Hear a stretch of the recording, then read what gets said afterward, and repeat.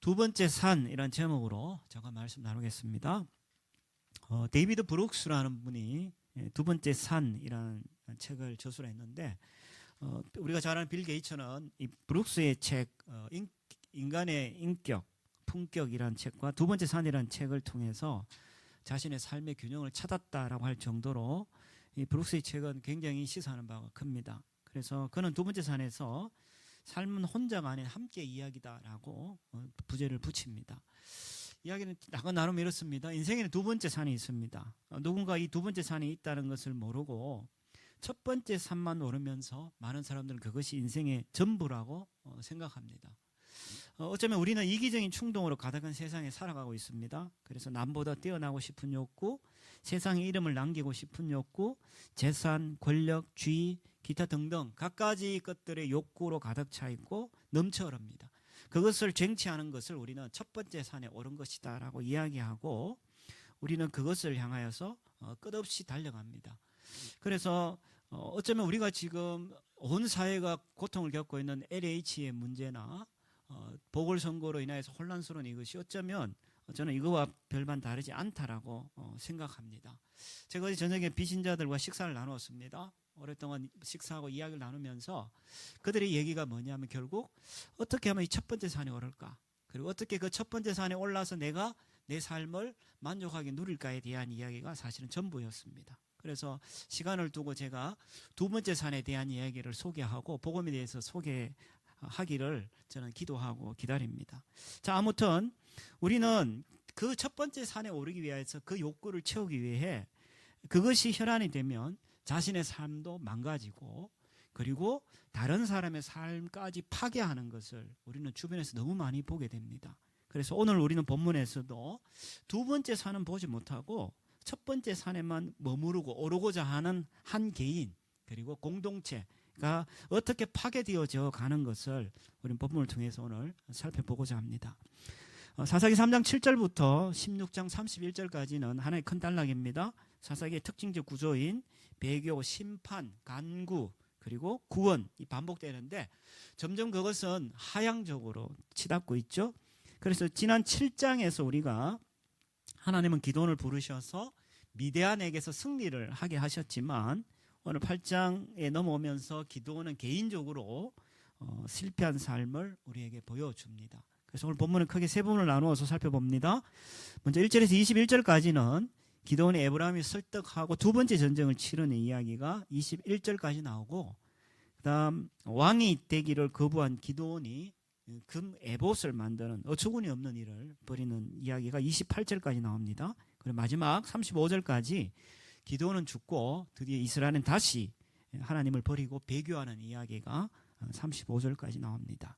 그래서 크게 세 부분을 나누어서 본문을 살펴보겠습니다. 혹시나 준비되신 분들은 제가 내놓은 순모임 교재를 보시면은 여러분들이 설교에 좀 더 도움을 받겠습니다. 자, 그러면 우리가 성공했음에도 다른 말로 하면 첫 번째 산에 올랐음에도 실패하지 않으려면 우리 어떻게 해야 할까? 첫 번째, 무엇을 위한 열심인지 우리는 분별해야 한다. 무엇을 위한 열심인지 먼저 분별해야 된다라고 말합니다. 1절에서 3절을 보면요, 에브라임 사람이 모레산에서의 전투에서 자기들을 부르지 않았다는 이유로 기도원을 날카롭게 항의합니다. 어쩌면 그들은 전쟁에서 승리한 영예를 더 많이 차지하기 위하여서 자신의 노력을 떠벌리고 있는 거죠. 그러나 가만히 생각해 보면 그들이 그렇게 이야기할 이유가 하나도 없습니다. 왜요? 이 전쟁은 누구의 전쟁입니까? 여호와의 전쟁입니다. 그러면 그 전쟁에 누가 참여하고 참여하지 않을지는 누가 결정합니까? 하나님이 결정하는 거예요. 그런데 자기들이 왜 내 부르지 않았냐라고 이야기하는 거는 사실은 엄격하게 이야기하면 하나님을 무시하는 것이죠. 그래서 그럼에도 불구하고 기도원은 지혜롭게 대답합니다. 2절 3절에 보니까 네가 한 일이 어떻게 비교되겠냐라고 이야기하면서 아비에셀의 만물포도, 기도원은 아비에셀 출신입니다. 그래서 기도원이 했던 일, 전쟁보다 너희 에브라임의 끝물포도, 너희에게 했던 그 일이 더 칭찬받을 만하고 더 대단한 일이다. 에브라임이 했던 일이 뭡니까? 3절에 보니까 미디안의 그 장군들인 오렉과 서앱을 잡아서 죽인 사건을 이야기하죠. 그러면서 너희가 더 대단하다라고 이렇게 축켜 세워주죠. 그래서 기드온의 대답을 들은 에브라임 사람들은 그들이 질투심을 잠시 내려놓고 서로 간에 전쟁을 피하게 되는 일을 경험하게 되죠. 그 기드온이 아주 지혜롭게 대답했음을 우리에게 보여줍니다. 그리고 이어지는 4절부터 12절까지 보면은 이스라엘이 많은 미디안 군대를 죽였습니다. 그렇지만 두 왕인 세바와 살문나는 도망을 가게 되죠. 도망을 가고 기드온은 300명 군사를 이끌고 그들을 급하게 추격을 합니다. 추격하는 과정에 생겨난 이야기가 4절에서 12절까지의 말씀인데 거기서 기드온은 두 부류의 사람들을 만나죠. 4절에 보니까 기드온과 그와 함께한 지 300명이 요단강에 이르러 건너고 비록 피곤하고 추격하는데 첫 번째 5절에 숫곳 사람들을 만납니다. 그러면서 그들에게 요청을 하죠. 떡덩이를 주라. 나는 지금 미디안의 왕들을 추격 중이다 라고 이야기합니다. 그러자 거기에 그 숫곳 사람들 6절에 방백들이 그것을 거부하죠. 그래서 세바와 살문나의 손이 지금 네 손 안에 있다는 거냐? 어찌 우리가 네 군대에게 떡을 주겠냐? 하면서 거부를 하게 되죠. 그리고 8절에 가보면 버누엘에 또 이릅니다. 버누엘도 똑같은 일이 반복됩니다. 그들에게도 같이 구하였는데 버누엘 사람들도 똑같이 대답을 하죠. 왜 이런 일이 벌어졌을까? 1차적으로는 이 숫곳이나 버누엘 사람들이 하나님 그리고 하나님이 선택한 구원자에 대하여서 사실은 신뢰하지 못하고 특별히 이것은 하나님에 대하여 신뢰하지 못하는 것을 드러내죠. 왜요? 하나님이 분명히 이 전쟁을 손에 붙이실 거라는 것을 다 들었음에도 불구하고 이들은 그걸 믿지 않았다는 거예요. 또 하나는 이들은 지역적인 이기주의로 공동체가 점점 분열되어져 가는 것을 우리에게 보여주죠. 분명히 이스라엘은 하나의 공동체였습니다. 그런데 시간이 지나면서 점점 나라가 나누어지는 것을 보게 되죠. 자, 거기에 대해서 기드온이 7절과 9절에 이어서 그들이 내가 돌아올 때에 너희들을 내가 철저하게 너희들을 보복하겠다라고 그렇게 엄포를 놓습니다. 그리고 나서 10절부터 전쟁이 실질적으로 시작되죠. 이때 세바와 살문나가 갈골에 있는 곳에 이제 도착을 하게 되고 그 앞에서 전쟁에서 12만 명이 죽었다 그래요. 12만 명이 죽었고 남은 자 15,000명 가량이 이 세바와 살문나와 같이 있었다. 약 한 10% 정도가 살아남은 것 같아요. 살아남았는데 그래서 그것들이 있었는데 그때 11절 적군이 안심하고 있을 때 기드온이 거기에 치러 올라가죠. 적진을 치고 12절 세바와 살문나가 도망하고 기드온이 그들을 추격하고 세바와 살문나를 사로잡고 온 진영을 격파하였다라고 이야기합니다. 하나님께서 은혜를 베푸셔서 기드온이 나머지 그 잔당들을 처리하고 그리고 돌아오게 됩니다. 그래서 13절에 보면은 13절부터 21절까지 보면은 기드온이 앞서 갈 그 길각과 그리고 숫곳과 버누엘 사람들에게 위협했던 그 일을 그대로 실행하게 되어지죠. 13절부터 보면은요, 기드온이 돌아오다가 숫곳 사람 한 소년을 만나서 장로들의 명단을 달라 합니다. 그래서 77명의 명단을 받아가지고 15절에 보니까 숫곳 사람들에게 이르러서 그들에게 다시 한번 이야기를 하고 16, 17절에 보면은 장로들을 붙잡아 들가시와 찔레로 숫곳 사람들을 징벌하고 버누엘 망대를 헐고 그 성읍 사람들을 다 죽였다. 그리고 18절부터 21절까지 보면은 세바와 살문나를 죽이는 이야기까지 그렇게 나오게 됩니다. 자, 우리가 이 이야기를 보면요, 물론 공동체의 전쟁에 참여하지 않은 죄에 대해서는 분명히 징계를 해야 됩니다. 징계를 해야 되는데 그러나 지금 내용을 가만히 보면은 필요 이상으로 많은 사람이 죽게 되고 징벌을 하게 된 것을 보게 됩니다. 성경은 의도적으로 이 기사에 대해서 굉장히 길게 설명합니다. 사실은 이렇게 길게 설명할 필요가 없는데 성경에서 이 기사를 굉장히 길게 다루면서 기드온의 그 실정에 대해서 우리에게 보여주고자 하는 거죠. 자, 그러면은 필요 이상으로 잔혹한 징벌을 했기 때문에 성경 그것을 보여줬고 또 하나는 이스라엘을 위해서 싸우던 기드온이 이제는 자신의 권위를 자신을 높이지 않고 자신을 인정하지 않고 자신에 대해서 사람들이 알아주지 않는다는 이유로 동족을 죽이는 일에 그가 가담하게 되는 거죠. 우리는 우리 자신을 늘 살필 필요가 있습니다. 내가 어떤 일에 열심을 내고 어떤 일에 최선을 다할 때 우리는 항상 자신의 동기를 봐야 됩니다. 내가 무엇을 위한 열심이지? 내가 왜 이렇게 열심을 내지? 특별히 교회 일을 하면 교회 일을 내가 왜 이렇게 열심히 하지? 아니면 또 다른 어떤 무슨 일을 하면 내가 이 일을 왜 이렇게 열심히 하지? 우리는 항상 무엇을 위한 열심인지를 우리는 분별해야만 됩니다. 그래야지 우리는 첫 번째 산에서 우리는 성공했을 때 실패하지 않지. 우리가 무엇을 위한 열심인지를 분별하지 않게 될 때 우리는 실패의 자리로 가게 되고, 오늘 기드온이 그랬던 것처럼 자신의 권위와 자신의 욕심과 자신의 권력과 자신의 무엇을 위하여서 사람들을 죽이는 그런 엉뚱한 일을 우리가 벌이게 되는 것을 보게 됩니다. 요즘 미얀마가 시끄럽습니다. 유서를 보면 많은 사람들이 죽어나가고 있는데 참 안타까운 일입니다. 안타까운 일이고, 우리가 시간이 날 때마다 뭐 중보기도팀이 아니더라도 우리는 미얀마를 위해서 계속 지금 기도해야만 할 것 같습니다. 미얀마의 우리가 그 역사를 잠깐만 살펴보면 이렇습니다. 거기 미얀마는 과거부터 계속 군사가 집권했죠. 군대가 집권을 했고, 그리고 계속 문제가 되고 있는 로힝아라고 하는 그 소수민족이 있는 것처럼 그 소수민족들이 모여 있는 집단이 바로 미얀마였어요. 그래서 계속해서 과거부터 문제가 많았던 그 민족의 그 문제를 해결하기 위하여서 아웅산이라는 그 사람이 첫 총리로 이렇게 당선이 됩니다. 그런데 당선이 되자마자 3개월 만에 암살을 당해요. 그때부터 이 나라가 이제 혼란에 빠지기 시작해요.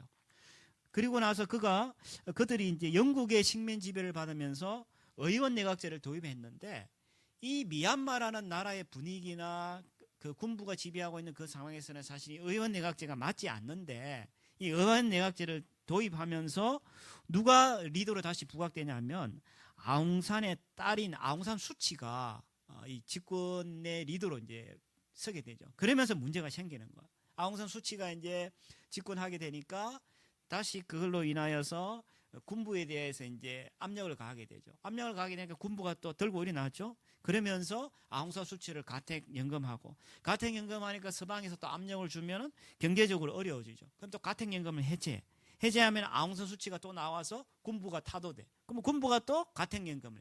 이 사이클이 지금 몇 년째 반복되고 있는 거야. 지금 어떤 상황이냐면은 가택연금된 상태고 서방이 압력을 가하고 있는 상태. 그럼 또 경제가 어려워지면 또 분명히 또 풀어줄 거예요. 이것이 계속 반복되어지는데, 제가 보기에는 하나님 개입하시지 않으면 이 문제는 해결되지 않습니다. 왜 그러냐면 군부가 의회의 25%를 무조건 장악하도록 되어 있어요. 그리고 경찰력과 사법권을 군부가 장악하고 있기 때문에 하나님이 개입하지 않으시면 이 문제는 해결이 안 됩니다. 그래서 우리 계속 미얀마를 위해서 기도해야 되는데, 그럼 질문이 생기는 거지. 군부가 왜 이럴까? 이 사람들의 명분은 분명합니다. 나라를 위해서, 국민을 위해서, 민족을 위해서. 그렇지만 사실은 실질적으로 그들은 쓸데없는 열심을 내는 거죠. 자신의 권력을 유지하기 위하여서, 그리고 자신의 어떤 무엇을 지키기 위하여서 그들은 사람들을 죽이는 거죠. 어떤 사람 같은 경우에 그 전에 대통령 르완 대통령은 인간 도살자라는 별명이 있었는데 순식간에 3,000명을 그 자리에 죽여버렸어요. 그런 일들이 미얀마에서 지금도 일어나고 있는 거예요. 있는데 왜 그랬을까? 왜 그래 열심을 낼까? 왜 그래 그 사람들이 최선을 다할까? 그것은 자신의 권력을 지키기 위해서라고 이야기한다는 거예요. 그러면 그들만 그렇습니까? 아니요. 단 나라뿐만 아니라 우리 개인도 마찬가지예요. 우리가 어떤 일들에 열심히 낼 때 왜 그래 열심을 냅니까? 우리 동기를 계속 살펴봐야 돼. 살펴보지 않으면은 우리는 그 일로 인하여서 나도 문제가 생기지만 내 주변에 있는 사람도 다치고 파괴되어지는 것을 우리는 경험하게 된다는 거죠. 그래서 고린도전서 10장에서는 이런 이야기를 합니다. 10장 12절 봅시다. 선들로 생각하는 사람은 넘어지지 않도록 조심하라. 그러니까 성공했다고, 신앙적으로 내가 좋다고, 아니면 내 지금 상황이 좋다고, 그때에 우리는 늘 뭘 생각해야 되냐면은 자신을 늘 살펴야 되는 거예요. 분별해야 되는 거예요. 내가 지금 왜 이렇게 최선을 다하고 열심을 내고 내가 이렇게 왜 열정을 쏟아놓고 있냐? 우리 자신을 살펴보지 않으면 우리는 한순간도 서 있을 수 없음을 성경은 우리에게 분명하게 말씀하고 있다는 거죠. 그리고 두 번째, 우리가 성공했음에도 실패하지 않으려면 두 번째는 주님 외에 무언가의 다스림을 우리는 경계해야 합니다. 첫 번째는 자신을 살피고, 그 다음에 주님 외에 내가 무엇을 다스림을 받고 있는지를 우리는 살펴야 된다라고 말합니다. 자, 22절, 23절을 보면요. 그때 이제 굉장한 승리를 거뒀잖아요.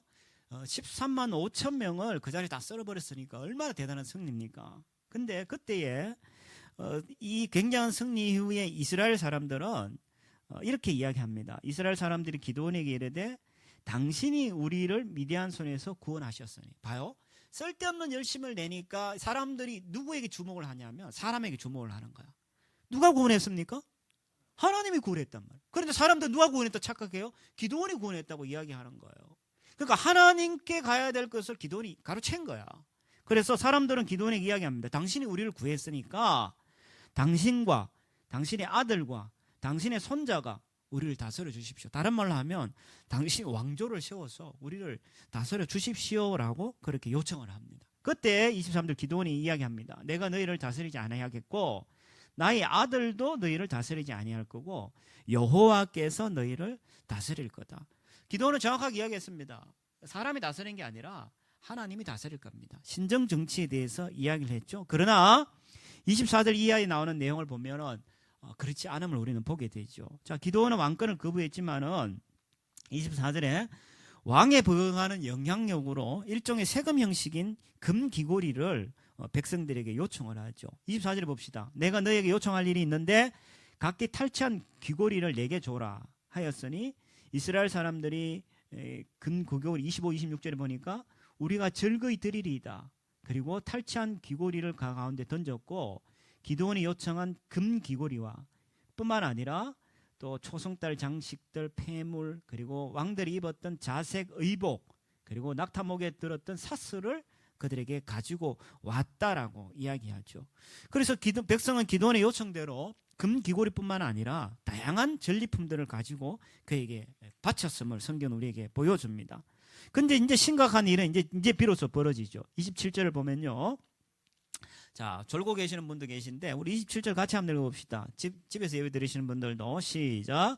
기드온이 그 금으로 에봇 하나를 만들어 자기 성읍 오브라에 두었더니 온 이스라엘이 그것을 음란하게 위함으로 그것이 기드온과 그의 집에 올무가 되니라.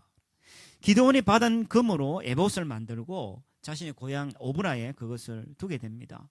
백성은 그것을 끔찍하게 숭배하고 그리고 기드온과 그의 가족에게 올무가 되었다라고 설명하죠. 에봇은 뭐냐 하면은 일반적으로 제사장들이 입던 위의 겉옷을 이야기합니다. 위의 상의를 이야기하는데 근데 오늘 본문에서 이야기하는 에봇은 그 상의를 의미하는지 성경학자들은 분명하지 않다라고 이야기해요. 중요한 것은 어쨌든 그 에봇이란 것은 입는 용도로 만들어졌기보다는 사람들에게 우상으로 섬겨지는 것으로 사용되었고 하나님을 대신하는 것으로 사용되어졌다라고 이야기할 수 있다는 거죠. 그래서 어떤 의미에서 기드온은 제사장의 기능을 빼앗아 가지고 성전이 분명히 있음에도 불구하고 자기 고향에 예배 초소를 세운 거죠. 오브라에다가. 오브라의 예배 초소를 세우면서 그게 뭘 뒀습니까? 하나님 대신에 금 에봇이라는 우상을 그 땅에 뒀다는 거죠. 뿐만 아니라 그는 왕은 거부했죠. 왕조는 거부했죠. 그렇지만 실질적으로 다른 방식으로 영향력을 미치고 사람들을 다스리는 것으로 성경은 우리에게 설명을 하고 있다는 거예요. 하나님이 기드온을 부르셔서 이스라엘을 구원하라고 부르셨지만 그가 말년에 혼합주의로 되돌아가서 이스라엘 백성들을 아주 어려움에 빠뜨리는 것으로 우리는 보고 있다는 거죠. 자, 그럼 왜 그랬을까? 왜 이런 일이 벌어졌을까? 티모시 레인과 폴 트레변 사람은 어떻게 변화되는가라는 책에서 그는 이런 이야기합니다. 우리가 이야기하는 모든 좋은 것들, 예를 들면 뭐 자녀 양육, 결혼, 그리고 이제 어떤 직업, 뭐 그리고 건강, 뭐 기타 여러 가지 것들이 있는데 그것이 원래 그 자리에 있지 않고 그 모든 좋은 것들이 우리의 궁극적인 자리에 가버리면 그것은 우상이 된다. 그래서 그것은 하나님의 자리를 대체하게 되고 하나님의 자리를 대체하면서 사람들은 어떻게 그게 반응하냐? 오늘 이스라엘 백성들처럼 하나님의 자리를 대체하게 되면 그것을 우리가 섬기고 숭배하게 되어진다라고 한다는 거죠. 그래서 하나님이 주신 선물들이죠. 어쩌면 직업, 결혼, 뭐 자녀, 우리가 가진 어떤 부, 명예 이런 것들이 다 하나님이 주신 선물들이고 도구들인데 근데 그것들이 선물을 주신 하나님보다 선물 자체를 우리가 더 중요시 여기게 될 때 다른 말로 하면 하나님이 주신 그 축복의 결과를 축복의 근원이신 하나님과 바꾸어 버릴 때 그때 우리에게는 심각한 문제가 벌어진다는 거예요. 그래서 그것을 로마서에서는 이렇게 이야기합니다. 1장 25절 이렇게 이야기합니다. 사람들은 하나님의 진리를 거짓 것으로 바꾸고 창조주 대신에 피조물을 숭배하고 섬겼다. 하나님만이 영원히 찬송받으실 만한 분입니다. 아멘 이야기하죠. 그래서 사람들은 그것을 하나님의 축복의 결과로 주어진 것들을 도리어 축복의 근원이신 하나님과 맞바꿔버려. 다른 말로 하면 피조물을 하나님, 창조주 하나님과 바꿔버리는 일을 하게 될 때 우리에게는 삶이 엉망이 되어버린다는 거죠. 어떻게 확인할 수 있습니까? 여러분에게 주어진 어떤 것, 예를 들어서 자녀, 결혼, 직업, 부, 명예, 기타 등등, 이것이 우리 가운데서 제거될 때 혹시 내 가운데 분노가 일어나나요? 좌절감이 일어나나요? 내가 절망감이 일어나고 두려움이 생기나요? 그럼 반드시 이것은 여러분에게 우상이라는 거예요. 사람들은 목사님 그거 아니에요. 정직하게 살펴보세요. 오늘 기도원 같은 경우는요, 자기가 나는 왕이 되지 않겠습니다라고 했지만 사실은 그 자기가 이야기했던 그 겸손은 사실은 교만이라는 것이 어쩌면 가면을 쓴 또 다른 하나의 모습이었던 거예요. 왜요? 뒤에 보는 거 딴짓을 다 하고 앉았는 거야. 다른 곳으로 자신이 삶을 실질적으로 다스리고 있었고, 기도원의 삶을 다스리는 게 뭐였습니까? 실질적으로 이방 왕들이 다스리는 것처럼 그는 이 백성들을 다스리고 있었다는 거예요. 그리고 하나님을 다른 곳으로 바꿔서 사람들이 엉뚱한 짓을 하도록 만들었다는 거지. 그렇게 봤을 때 기도원의 삶은 겸손한 것 같지만은 사실은 교만의 또 다른 모습으로 우리에게 보여주고 있다는 거죠. 그렇기 때문에 우리가 우리 자신을 돌아볼 때 내가 주님 외에 무엇인가 다스림을 받고 있는지를 늘 경계하지 않으면 우리는 성공했다 하더라도 사실은 순식간에 실패한 삶으로 떨어질 수 있는 거예요. 기도원이 얼마나 대단한 사람이었습니까? 근데 순식간에 저 나락으로 떨어져 버리는 거예요. 기도원만이 그렇습니까? 저와 여러분도 사실은 별반 다르지 않다라는 거예요. 자, 전쟁에 패한 28절, 전쟁에 패한 미디안은 이스라엘 앞에 복종하죠. 그리고 다시는 머리를 들지 못하고 이제 40년 동안 그들이 평안을 누리게 됩니다. 자, 그리고 나서 이제 세 번째 우리가 승리했지만 패배하지 않을, 승리했지만 실패하지 않을 세 번째는, 첫 번째는 뭐였죠? 우리가 무엇을 위한 열심인지 분별하고, 두 번째 주님의 무언가 다스림을 받고 있는지 우리는 경계하고, 세 번째 구원하신 하나님을 기억하라라고 이야기합니다. 그럴 때 우리는 성공에서 실패 자료를 가지 않는다라고 이야기하죠. 자, 제가 했던 말이, 자, 여러분 기도원이 정말 그럴까요? 진짜 왕처럼 살을까요? 예, 그 다음 나온 내용을 보면은 우리는 충분히 성경은 그것을 우리에게 보여주고 있습니다. 자, 29절, 요아스의 아들 여루바알이 돌아가서 자기 집에 거주했는데 그럼 왕처럼 살아가요. 왜요? 30절에 보니까 아내가 많았다. 그 누가 그러더라? 좋았겠다 그러던데, 제가 생각에는 좋았다기보다는 골치 아팠을 것 같아. 아내가 이렇게 많았다는 것은. 그리고 그 몸에서 난 아들이 70명이었다. 31절, 아내도 부족해서 첩도 있었다. 그리고 첩에서 난 아들이 아비멜렉이었다. 9장 가면은 아비멜렉이 사람을, 이 본처에서 낳는, 처에서 낳는 이 아들들을 다 죽여버려요, 한 자리에서. 그래서 엄청난 피바람이 이제 9장에서 불게 되는데, 어쨌든 지금 기도원은 아내도 많았고 아들도 많았고 첩도 있었고 아들도 있었는데, 사실은 이것을 보면은 기도원은 겸손하게 나는 왕으로 살지 않겠습니다 했지만 실질적으로 이 사람은 왕처럼 살았던 것을 우리에게 보여주고 있는 거예요. 하나님이요, 제일 싫어하는 것 중에 하나가 뭐였냐면은 이방인의 왕의 삶을 그대로 답습하며 살아가는 걸 하나님 정말 싫어하셨어요. 그래서 하나님은 혹시나 신명기 17장 16절 이하에 보면은 하나님이 혹시나 이스라엘에 나중에 왕이 생긴다 할 때 이 세 가지는 반드시 너희가 금해야 된다. 그 세 가지가 뭐였냐면, 첫 번째는 너무 많은, 이거 아닙니다. 너무 많은 말을 두지 마라. 왜? 말을 많이 두게 되면 하나님을 의지하기보다 전쟁에서 말을 의지하기 때문에. 두 번째는 너무 많은 아내를 두지 마라. 세 번째는 너무 많은 재물을 쌓아두지 마라. 이 세 가지를 경고를 해요. 혹시나 너희가 나중에 왕이 생기면 왕은 이 세 가지를 가지면 안 되라고 이야기했다. 근데 가만히 보면 기도원은 그것을 골라서 가진 것 같아. 아내도 많이 취하고 재물도 취하고 그리고 전쟁에서 승리했기 때문에 말도 분명히 많았을 거란 말이에요. 그래서 하나님 분명히 이렇게 이야기했음에도 불구하고 그는 그것을 실천하지 않은 걸 보게 되는데, 결국 기도원은 미디안과의 그 대전투에서는 승리했을지 몰라도 자기 자신과의 그 싸움에서는 그는 철저하게 실패하고 그 전쟁에서 졌는 모습을 우리에게 보여주고 있는 거죠. 죄송한 얘기입니다만 누워서 침 뱉길 수도 있는데 한국교회도 마찬가지예요. 한국교회가 왜 이 지경이 됐습니까? 저는 1차적인 책임이 저는 한국교회 지도자들에 있다고 생각합니다. 대표적으로 목사와 장로들, 특별히 목사들이 저는 그 책임이 크다고 생각해요. 왜요? 여기서 자유롭지 못하거든요. 여기서 자유롭지 못하고 문제 터지는 게 대부분 돈, 그리고 여자 문제, 권력의 문제 아닌가요? 근데 참 창피한 얘기예요. 사실은 주님의 종이라 하지만 사실은 종님이라 그러지만 어떤 분이 종님이 됐으면 종은 놈이죠.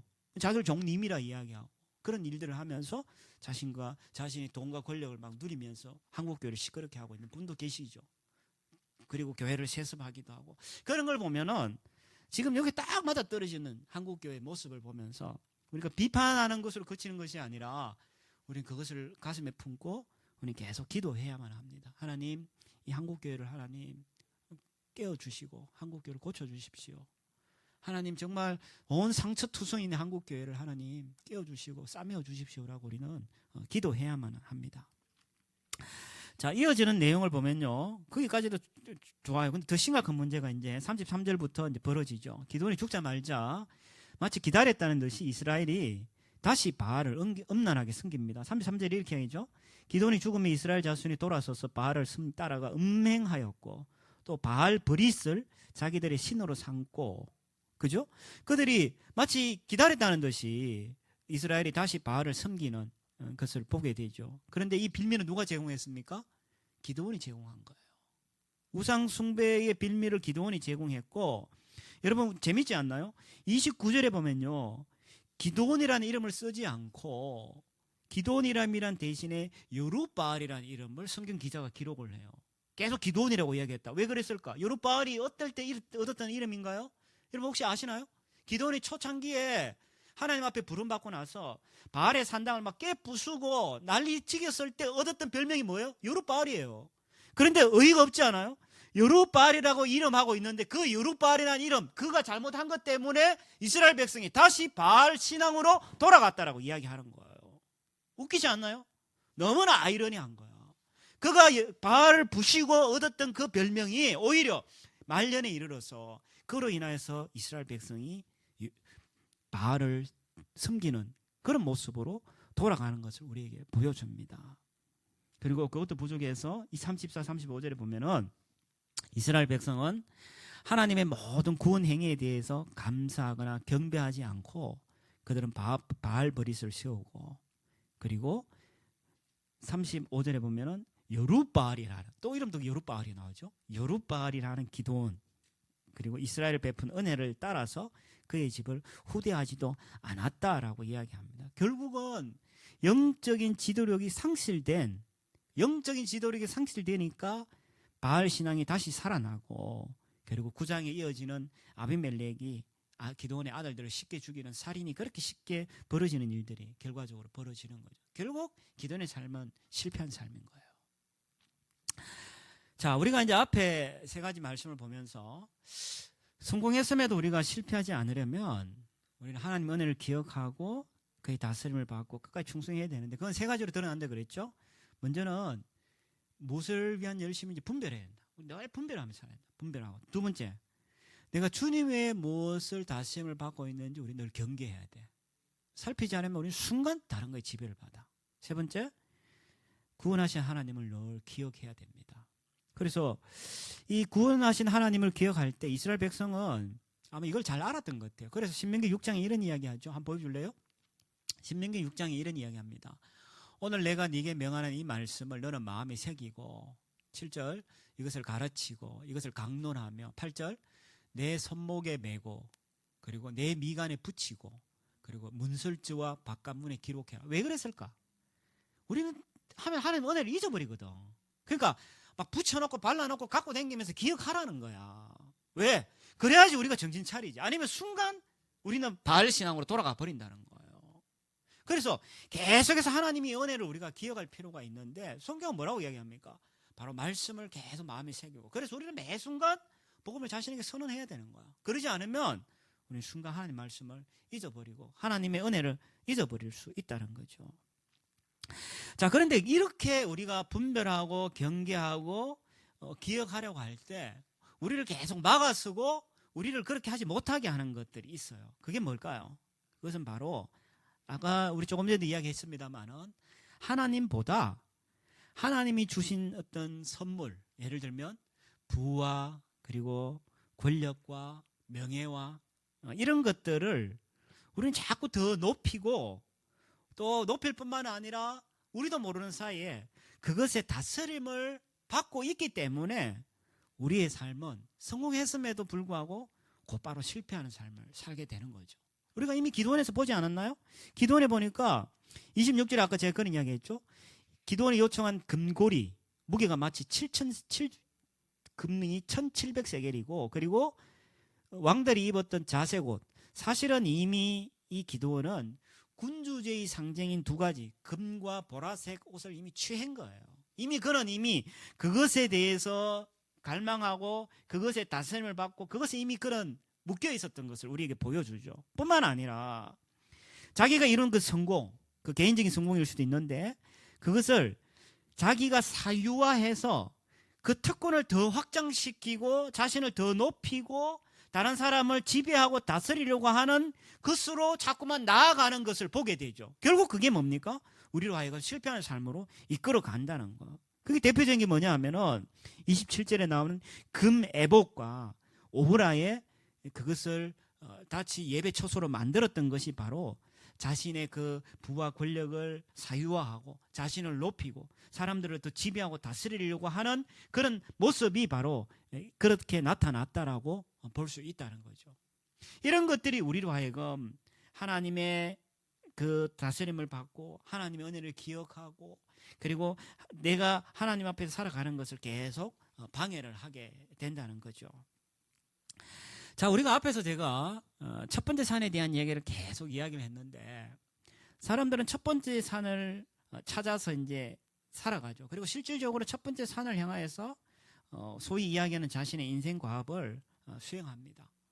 부모로부터 독립하고 재능을 연마하고 자신을 세우고 또 자신의 어떤 부와 명예와 기타 여러 가지 것들을 그렇게 우리가 채워갑니다. 오늘 기도원이 그랬던 것처럼 끊임없이 우리는 그것을 향해서 갈구하며 살아가죠. 그런데 다시 한번 이야기합니다.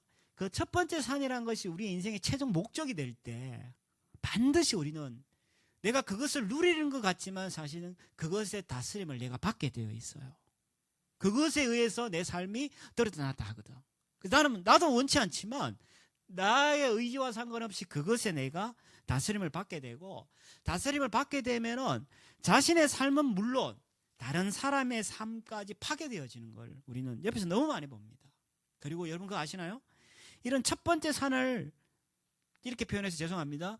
미친 듯이 평생 쫓아가 살다가 보면은 어느 순간에 우리에게 뭐가 밀려오냐면 공허함과 외로움과 무기력이 갑자기 나에게 밀려오는 걸 우리는 보게 됩니다. 진짜 그러나요? 예, 여러분 멀리 볼 것 없이 은퇴하신 분들을 한번 보세요. 은퇴하신 분들을 보면요, 어쩌면 그분들은 평생 자기 자신과 자기 가족, 소위 우리가 이야기하는 첫 번째 산을 향해서 그 사람들은 평생 자신의 삶을 쏟아부었어요. 근데 어느 순간에 그 모든 것이 다 자기 앞에 사라져 버렸어. 그 사람이 그 공허함과 외로움과 그 무기력감을 주체할 수가 없는 거예요. 혹시 뭐 궁금하시면 여러분 주변에 그런 분들 혹시 한번 찾아서 대화를 한번 나눠보세요. 이 진짜인지 아닌지. 실질적으로 그분들은 그것을 할 수 없는데, 근데 은퇴한 자들만 그렇습니까? 그렇지 않아요. 그 첫 번째 산을 향하여서 평생 자기 자신과 자기 가족만을 위해서 살아가는 그 삶이 사실은 그것을만으로는 우리가 우리 인생을 찾기가 어렵다는 거야. 그리고 그것만이 우리 인생의 의미를 주기가 사실은 불가능하다는 거 우리 너무 잘 알고 있다는 거예요. 그렇기 때문에 그것을 쫓아 살아가다 보면 우리도 모르는 사이에 공허함과 외로움과 무기력에 사로잡혀서 힘들어하는 우리 자신을 보게 되는 거죠. 그때서야 우리는 이렇게 이야기합니다. 아, 첫 번째 산이 알고 보니 내 산이 아니었네. 첫 번째 산이 내 산이 아니었구나. 이 산보다 더 큰 산이 저기 있네. 저 산이 바로 내 산이야 라고 하면서 그때 우리는 비로소 두 번째 산을 바라보게 된다는 거예요. 첫 번째 산에서 우리가 이런 엄청난 것을 경험하고 난 다음에야 그때야 우리는 이제 눈을 들어서 두 번째 산을 바라보게 된다는 거죠. 여러분, 하나님이 우리의 성공의 궁극적인 원천입니다. 그 믿습니까? 하나님이 우리에게 모든 좋은 선물을 주시는 분입니다. 믿습니까? 자, 야고보서에는 이런 이야기합니다. 야고보서 1장 17절 이하 이렇게 이야기합니다. 온것 좋은 선물과 온전한 은사는 위로부터 오며 빛들의 아버지께로부터 내려옵니다. 그분에게는 변함도 회전하는 그림자도 없습니다. 그분은 우리를 창조하신 것 가운데 첫 열매가 되게 하시려고 그분의 뜻에 따라 진리의 말씀으로 우리를 낳았습니다. 그러니까 모든 좋은 것은 누구로부터 오냐? 하나님이 주시는 거야. 하나님으로부터 오고 하나님이 주시는 건데 우리가 그것을 자꾸 놓쳐버리죠. 아까 봤죠? 하나님이 주신 선물이 꽂혀가지고 하나님 축복에 거는 대신 하나님을 놓쳐버리는 일을 우리가 경험하게 돼요. 성경 이야기합니다. 아니야, 하나님 주시는 거야. 하나님이 축복의 근원이야 라고 이야기를 한다는 거죠.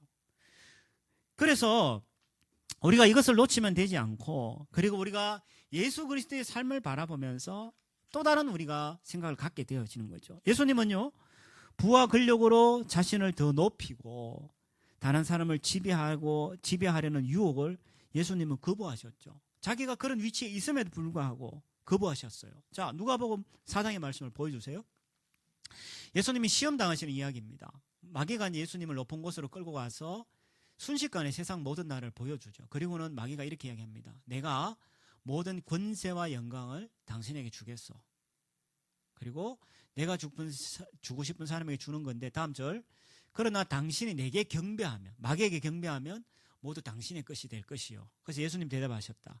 주 너의 하나님께 경배하고 오직 그분만을 섬기라 라고 그렇게 이야기합니다. 예수님은 자기가 부와 권력을 누리면서 충분히 자신을 높이고 그리고 다른 사람들을 지배할 수 있는 충분한 자리에 있음에도 불구하고 그는 그것을 포기하죠. 왜요? 하나님께 경배하고 그것만을 섬기기 위해서. 예수님의 저 입장에서 하나님을 경배하고 그것만을 섬기는 가장 대표적인 행위가 뭡니까? 그게 바로 십자가 행위예요. 만약 예수님이 그 영광을 다 취하셨으면요, 십자가의 그 고난은 예수님 버리셨을 거라. 근데 예수님이 왜 영광을 취하지 않고 십자가의 고난을 지셨나요? 바로 그 일로 인하여서 주님은 우리를 높이시고 우리를 주님의 자녀로 삼으시기 위해서 주님은 그 모든 유혹을 거부하셨다라고 이야기하는 거예요. 뿐만 아니라 주님은 거기서 멈추는 것이 아니라 한 걸음 더 나아가셨죠. 자, 마가복음 10장 말씀 보여주세요. 이렇게 이야기합니다. 인자는 섬김을 받으려 온 것이 아니라 섬기러 왔고 많은 사람을 위하여 자기 목숨을 대속물로 주려고 왔다라고 이야기합니다. 주님은 거기서 한 걸음 더 나아가서 사람들을 섬기고 자기 목숨을 대속물로 주려고 하는데 왜 그렇습니까? 그건 바로 우리를 높이기 위하여서, 우리를 존중하기 위하여서 주님은 우리를 대신해서 자기 목숨을 사람들의 대속물로 주셨다라고 이야기한다는 거예요. 그래서 결국은 주님이 이 십자가 일을 통해서 성공에 대한 반응으로 우리 스스로를 높이는 것, 반대로 실패에 대한 반응으로 자기를 미워하는 것으로부터 우리를 구속하셨어요. 왜요? 주님이 십자가를 통해서 우리를 존귀한 자로 여기셨기 때문인 거예요. 주님이 그 십자가 사역을 통하여서 하나님의 아들이라는 권세를 우리에게 주셨기 때문이에요. 그래서 우리는 성공에 대한 반응으로 자기 스스로를 높이거나 그걸 누리려고 하거나 반대로 실패한 반응으로 자기를 미워하거나 절망하는 것으로부터 우리를 구원하셨다라고 이야기하는 거예요. 뿐만 아니라 주님은 그 십자가를 통하여서 존경에 대한 그 우리의 욕구, 반대로 존경받지 않음으로 무너지는 우리의 이 욕구로부터 우리를 자유롭게 하셨어요. 왜요? 주님은 그 십자가 사역을 통해서 우리로 하여금 충분히 존중받는 자로 세웠다는 거예요. 어떻게 알 수 있습니까? 주님이 얼마나 우리를 존중하고 존경했으면 자신의 아들을 생명을 담보로 해서 우리를 살려냈을까? 얼마나 우리를 귀하게 여겼으면. 그거보다 더 귀한 것이 있습니까? 그거보다 여러분을 더 존중히 여기는 게 있습니까? 누군가가 여러분을 위하여서 생명을 담보로 죽었대. 그거보다 더 귀한 일이 있나요? 여러분을 더 존중히 여긴 일이 있나요? 근데 예수 그리스도께서는 바로 그런 일을 통하여서 우리로 하여금 성공에 대한 욕구, 존경에 대한 욕구로부터 우리를 자유롭게 하셨다라고 말씀한다는 거. 그 결과 우리에게 주어진 여러 가지 부와 권력과 기타 여러 가지 것들, 우리는 그것을 우리에게 주어진 그 선물, 하나님의 도구를 숭배하거나 그걸 이용해서 자기를 더 높이고 다른 사람을 파괴하는 대신에 우리에게 주어진 그 선물, 도구를 가지고 하나님을 더 영화롭게 하고 이웃을 더 섬길 수 있는 자리로 나아갈 수 있게 되어진다라고 말씀한다는 거예요. 브룩스는 마지막에 두 번째 산에서 이런 이야기합니다. 첫 번째 산을 넘어서 두 번째 산에서 우리는 비로소 자신을 내려놓고 다음 네 가지에 헌신하게 된다. 저는 이번에 크리스찬인지는 모르겠어요. 근데 이 글을 쓰는 문장이나 사회화 용어들을 보니까 아마 크리스찬 같아. 그럼 어디에 우리가 네 가지 헌신하냐? 첫 번째는 소명으로서의 직업에 헌신한다. 그러니까 일하고 밥 먹고 살고 이게 아니라 소명으로서의 직업에 내가 헌신한다. 이거는 사람들 평가가 중요한. 대기업도 아니고 대단하고 뭐 중소기업도 아니고 이거 별로 중요한 게 아니야. 왜? 소명, 하나님으로부터 부르심을 받은 그 소명으로서 내가 직업에 종사하는 거예요. 그리고 두 번째 헌신하는 것은 배우자와 가족, 결혼에 내가 헌신하는 거예요. 내가 이해타산을 따져서 결혼하고 그것을 따져서 내가 결혼하고 안 하고 결정되어지는 것이 아니라 내가 그 결혼과 가족과 배우자에 내가 헌신하게 되어진다. 사랑이란 것 때문에. 세 번째는 철학이나 신앙에 내가 헌신하게 된다. 그리고 마지막 네 번째, 공동체에 헌신한다. 그래서 내가 사람들과 살아가는 게 아니라 어찌하든지 내가 그곳에 있으므로 공동체를 세워간다라고 이야기하는 거죠. 그래서 이런 네 가지에 헌신하게 될 때 우리는 인생의 목적을 알게 되고 진정한 기쁨과 행복과 감사함을 경험하게 되는 거예요. 그런데 다시 한번 이야기하지만 첫 번째 산에 머물고 첫 번째 산만 오르려고 하는 사람은 그 사람은 절대 인생의 기쁨을 맛볼 수 없다라고 이야기하는 거예요. 그래서 이 두 번째 산에서 우리는 기쁨을 누리게 되는데 이러한 헌신은 우리로 하여금 더 높은 차원의 자유로 나가게 하는데 낮은 차원의 자유는요. 어디로부터 벗어나는 자유잖아요. 그런데 더 높은 차원의 자유는 어디로 향하는 자유인데 바로 그 자유를 우리가 두 번째 산에서 누릴 수 있게 되어진다는 거예요. 근데 여러분 하나 기억하셔야 돼요. 이 진정한 자유, 어디를 향하는 자유는 반드시 구속과 제한을 포함한다고 해요. 예를 들면 이런 겁니다. 내가 피아노를 잘 치고 싶고 피아노 위에서 내가 자유하고 싶어. 그러면 피아노 위에서 자유하고 싶은 피아니스트가 되려면은 일단은 그것에 대해서 내가 연습을 해야 되잖아.